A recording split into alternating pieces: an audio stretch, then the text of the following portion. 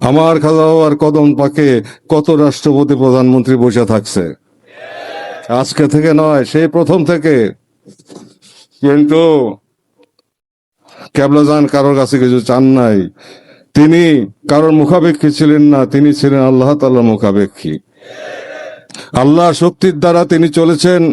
যেইভাবে বিশ্বনবী রাসূলুল্লাহ সাল্লাল্লাহু আলাইহি ওয়াসাল্লাম ইসলাম প্রচার করেছিলেন, সেই পথ ধরে আমার কেবলাজান হুজুর সত্য প্রচার করেছেন, যা এখনো চলমান আছে এবং চলমান থাকবে যতক্ষণ পর্যন্ত মানুষ মনুষ্যত্ববোধে উদ্বুদ্ধ না হয়, পবিত্রতায় উদ্বুদ্ধ না হয়, পবিত্র গুণে গুণান্বিত না হয়, যতক্ষণ পর্যন্ত মানুষ উচ্ছৃঙ্খলতা বিবর্জিত না হয়, যতক্ষণ পর্যন্ত মানুষ মানুষের মতো মানুষ না হয়, প্রেমময় না হয়, বিনয়ী না হয়, ভদ্র না হয়, এবং আল্লাহ তাআলার প্রকৃত দাসে রূপান্তরিত না হয়, রাসূলুল্লাহর প্রিয় উম্মতে রূপান্তরিত না হয়, ততক্ষণ পর্যন্ত এই ধারা অব্যাহত থাকবে, এই তাওয়াজ্জু অব্যাহত থাকবে।